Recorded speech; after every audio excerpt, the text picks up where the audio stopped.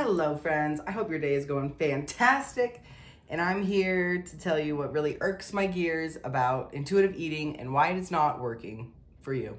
My name is Caroline, and I'm here to share my life experience, lived experience, education, all the golden nuggets I've collected along the way to hopefully bring you back into your body, into a life that you love and you are proud of and you feel honored to live. I have a wide range of experience and was told many times I need to be intuitive eating. I was given workbooks. Mind you, I have been in the psych wards on eating disorder watch. I have been to a residential treatment center for eating disorders, done all the outpatient, done the groups, Eating Disorder Anonymous, like from the movies where they weigh you naked every single morning and you have to eat all of your food and you go to classes and you can't wear hoodies, you can't wear shoes. I've done it. And guess what they want? You to start intuitively eating. But let me tell you, how do you expect somebody, well, first, what's intuitive eating? Following your intuition, guiding you what to eat. That's what I do now. And it works out so well. And it's seamless. But I did not go from the eating disorder treatment deep in my sickness to intuitive eating. There's been, 4 years? So let me tell you some nuggets so that I can speed it up for you. Because how do you expect somebody who is engaging in behavior because deep down they do not trust themselves, right? That's at the end of the day what an eating disorder is. Whether you're trying to use it as a form of control, whether you are trying to get an outcome, you are controlling what goes in your body, how your body processes it, what your caloric equation is, energy exchange. You're controlling something to control the outcome of your appearance, of how you feel, how others perceive you, how you feel in your own skin. I know for me, the most uncomfortable part of living was having a body, being in a body, having to be in charge of a body. Eating disorder behavior and habits, yes, it gave me a lot of false security because I could control exactly what I looked like, how I felt, when I calculated every little inch of what went into my body. I planned ahead, I did my workouts, I didn't eat out at restaurants. Whenever I went on vacation, I would have exactly what I need because I did not trust anything out of what I had prepared. And yes, that was me honoring my body because they coined it as orthorexia. So I overworked out, underate, was super hypervigilant at the beginning. And then the pendulum swing and I ate a bunch of bullshit, threw up all the time. So I've done it all. Anorexia was kind of within that orthorexia, but it was I was still eating, but I was not eating enough. And what I ate was only meat and veggies and mostly what I eat now, but in a very controlled, restrictive manner. Point of all this is all that behavior was because I didn't trust myself. I didn't trust myself to follow my inner guidance to tell me what food to eat, when to eat, how to eat it. But I also didn't trust this world, which is very valid. I didn't trust the restaurants. I didn't trust the packaged foods. So yes, that was my intuition speaking to me like this food is not beneficial for you. But then I deemed it bad. Then I got into a fear mindset with it and it caused a lot of anxiety within me. Because anxiety is our inner tool of something that isn't in alignment with what our true beliefs are, what our true inner knowing is.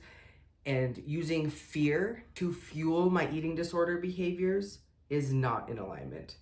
I hated myself so much that I deserved the pain of restriction to look a certain way to feel okay. How do you expect somebody that's living in that reality to all of a sudden be here, where I honor myself so much and trust myself and trust my body to guide me to the foods that fuels it, which means I choose not to eat out at a lot of restaurants. I choose not to eat anything from a package with a nutrition label. I choose to fuel my body with whole foods that feel good to me. Even last week I was eating chicken. This week, chicken doesn't actually sound good to me. So I gave it all to the dog because I trust that my body knows what's best for it. I trust that it will process the food that it's given. I trust that even though I have more body fat on my body than I did a month ago, it's purposeful because guess what? It allowed my period to come back after a year of on and off shows of bodybuilding. It's allowed me to sleep better at night. It's allowed me to feel safe and secure in this moment. And it's kept me warm. It's freaking winter. It's freezing outside. Thank goodness I have some more insulation. The jump from fear, from restriction, from manipulation, from control to ease and flow and trust, there is so much that needs to happen in between these two buckets. And the tools don't exist, so please stick around because I'm going to give you some. Going from the fear bucket, we need to break down all of the reasons that you're there, why you stay there, because it benefits you. You're not doing anything wrong. You're not doing anything bad. You're actually meeting a need. For me, the need was to feel worthy. Feel worthy of claiming myself as an athlete, to feel worthy of love, to feel worthy of wearing the clothes that I want to, worthy of expression, worthy of being seen. So I'm just going to use that as an example. I was meeting that need of feeling worthy in a really distorted way. Because if I hit my macros, if I got my workout in, if I avoided sugar, if I got on my sleep, I felt worthy. I did feel worthy, but I wasn't worthy. I didn't allow myself to be worthy. And if you watched my video yesterday, yes, the discipline takes us where we want to go, but I wasn't devoted to myself. Because the fuel for that fire was because I hated myself, I distrusted myself, and I felt uncomfortable being in a body, being in a human body, having to run the show. So the journey to a place where I trust my body, my worth is not dictated from what I look like. My worth is not dictated on how to a T did I hit my meal plan today? Did I get all my steps in? Did I fit my cardio? And if you know me, I participate in bodybuilding, and there is a time and a place where I use those skills, and maybe in a few years I'll uncover that I'm still searching for something there. But I've created, at least in this past prep, honoring my goals with hitting everything to a T because I was worthy of it, and not in the chase of an outcome. That's been the biggest difference for me. Yes, at my past show, I wanted to get a pro card because who the heck doesn't start competing with the big dogs? But it's about the daily grind of bodybuilding that's so incredible.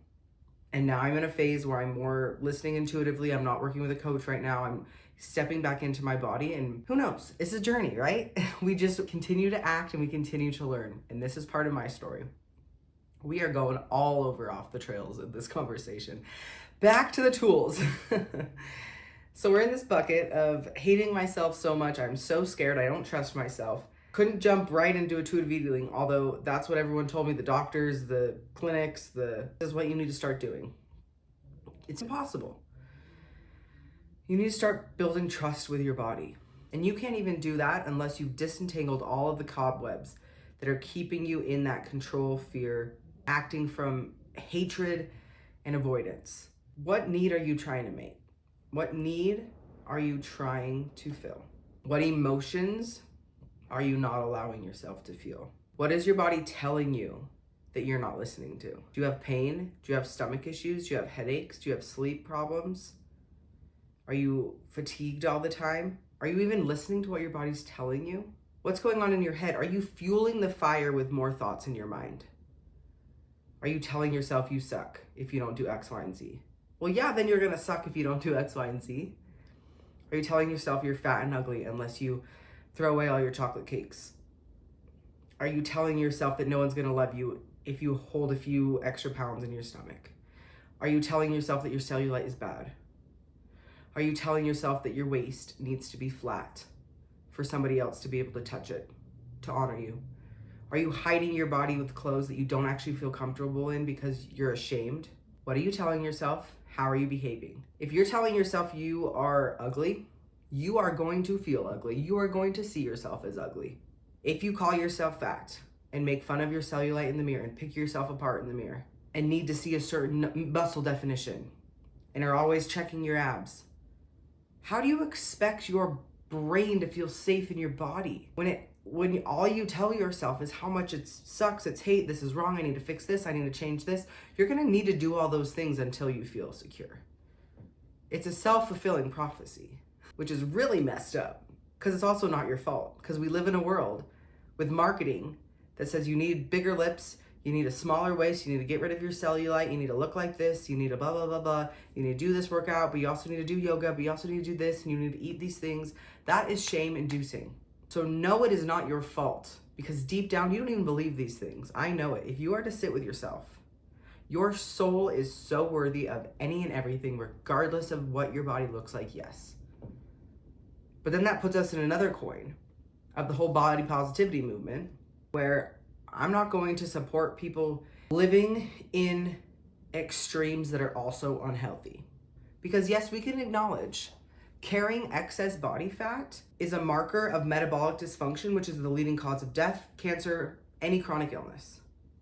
So yes, we can acknowledge it's unhealthy to hold excess body fat. But then let's do something about it because you want to be healthy and live long. Not because you hate yourself. Yes, let your body intuitively guide you to eat foods. But that doesn't mean getting all up in a haywire in your head and telling yourself that your body is actually craving sugar every night without acknowledging that you're putting yourself in that habit because your dopamine is low during the day because you're meeting everybody else's needs. So there's so many layers to it. What are you feeling?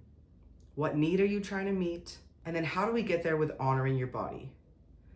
Because like I said, it's not hands all the way off the reins, letting yourself eat the cookies and the cakes all day long because you're in this pattern of quick fixes. You need the dopamine rush, you need the blood sugar rush, then you feel guilty about it the next day, then you restrict all day, and then you choose foods that you don't actually want, but somebody told you should eat the spinach and the kale, even though that doesn't taste good to you. And then at night, you're out of capacity, so you reach for the cookies because your body's telling you you need them. No, that's all bullcrap too. We need to view food also as a tool along this route. Food is a tool, yes, because it honors your body's needs. The micronutrients are needed for your body to function. So let's view food as a tool. Let's try to disengage from the emotion with it, disengage from the shame, disengage from the control aspect. Food is a tool. And yes, that tool results in how you feel, how you think, how you function, how you look, how you operate, how your mind works, the behaviors you're in. So yes, I am a coach that preaches mind, body, soul. Listen to your intuition. Your body knows best. However, I do give my clients a meal plan because then that helps us create space between the emotional entanglement, the addiction, whatever it is, the shame, the hate, from viewing food as what it is, a tool that supports our human body. And yes, we can find pleasure in that. But is it real pleasure? Or are you back in that quick fix, I need some dopamine? And yes, I've still engaged in that sometimes, but I don't stay there. And when I do it, I acknowledge it. I'm like, oh, this is a really good sign that I'm having big emotions that I don't have capacity for, or I need to go call somebody, or I need to go sit in silence. Or sometimes I just eat the damn piece of chocolate and move on because it didn't kill me. And then we learn, but I don't beat myself up about it anymore. I use it as an opportunity to get to know myself more. So then once we view food as a tool, we're able to honor the meal plan. All the resistance that comes up when you're given a meal plan, when you're hopping on a plan, macros, whatever, that is exactly where we need to sit. So I sit there with my clients. We look at all the factors that are coming up. What's getting in the way? What are you telling yourself right now? What's hard about this? What's uncomfortable? What's your body telling you? And then once we kind of settle all that, we're using food as a tool, then we start inviting in our intuition. What's your body telling you right now? Did it like eating that chocolate last night? Or did it like eating that ice cream? Or did it feel better after you had the wrap? I never tell my clients what not to eat. I only offer them a plant-based, whole foods, high protein, rainbow diet. They do what they want with it. Their body gives them feedback. We note that feedback and we use that as our guide. And then we can hop into the intuition. So if you're somebody who has ever struggled with an eating disorder, disordered eating, negative relationship with food, negative relationship with your body, and I don't mean negative in a bad way, I mean it as in a controlling, manipulative, you're uncomfortable, you're fearful, so you're controlling and moving the chess pieces and calculating and trying to figure it out. And I guarantee if you're listening to this, if you are a human on this planet, you have tried to figure out food, your body, and how it looks. And I'm not gonna sit here and preach intuitive eating to you because I know there's a lot of shit that's in the way between you right now and trusting your body. And I just recorded a little reel today. When's the last time you sat down with food that you prepared without your phone, without distraction, took a bite, set the fork down, ate those bites, took a breath? Our body can't even fully digest our food unless we're in our parasympathetic nervous system rest and digest. So if there's anything you take from this video, here's some tangible tools. Cook your food, or heat it up at least, and get ready. Once you do that, your saliva starts salivating, your mouth starts salivating, your digestive enzymes wake up, your organs start to move around and get ready to digest food. Your brain gets ready to signal fullness and hunger and all the things. So prepare a meal so your body is ready. Take some deep breaths before you start. Big deep breaths. Tell yourself that you're safe, and then send some freaking gratitude out there. Somebody had to prepare that food. Somebody had to drive it across the country, across the sea. Somebody had to put it on the grocery store shelf. Somebody had to label it, price it. Somebody checked you out at the grocery store, delivered your groceries. Somebody prepared it, which is you, hopefully. And now somebody's sitting down to eat it. And Mama Nature grew it, hopefully. If you're opening a package, then it was made in a lab, but I guess somebody still had to be in that lab making the food, or maybe it's robots, but somebody had to design those robots. So wherever you are, there's something to be grateful about. Send some gratitude out there. Send yourself some gratitude for sitting down and honoring your body's need of food and fuel. And then put your fork down between every bite. If you even do that one meal a day, I guarantee major shifts are gonna happen. So if intuitive eating isn't working for you, you're not alone. It's not your fault, but it is your responsibility if you want to do something about it. That's two of the biggest things I preach. It's not your fault, but it is your responsibility if you want to change. And momentum, not perfection. Don't expect yourself to wake up tomorrow with your emotions and your connection to food and the fear disentangled and then right into intuitive and trust. No, it's a process. So just start the momentum. You started by watching this video, so the momentum has already started. Now it's up to you to continue it. Are you gonna think about this video again? Are you gonna think about these tools again? Are you gonna hire a coach to support you? Because I've got a rock solid program that does all this. And this is only one of the components. I have 5 main pillars, and fuel and food is one of them. So not only do I support you in these practices of disentanglement, of the awareness of what to do next, of the meal plan, but then what comes next? How do we apply this? How do we mend the areas so we can truly embody safety and security in a body that we're proud of, that we feel safe in, that is healthy? Let's check your labs. Let's check your body fat percentage. Let's get you moving more. But let's do it because you love and honor yourself and want to meet your core body's need of fuel, not because you hate yourself or because you're shaming yourself. We cannot shame ourselves whole, but we can love ourselves there. So I invite you to love yourself a little bit more today. Invite in the presence and the gratitude and the stillness that you deserve with every bite of food. Get your body prepared and then send some gratitude out there because you showed up for you. And the more you do that, life becomes unimaginable. And I'm proof. I love you. I am so proud of you for sitting through this video, for even thinking about putting one of these golden nuggets into your day. Thank you for listening and have a great rest of your day. I love you big.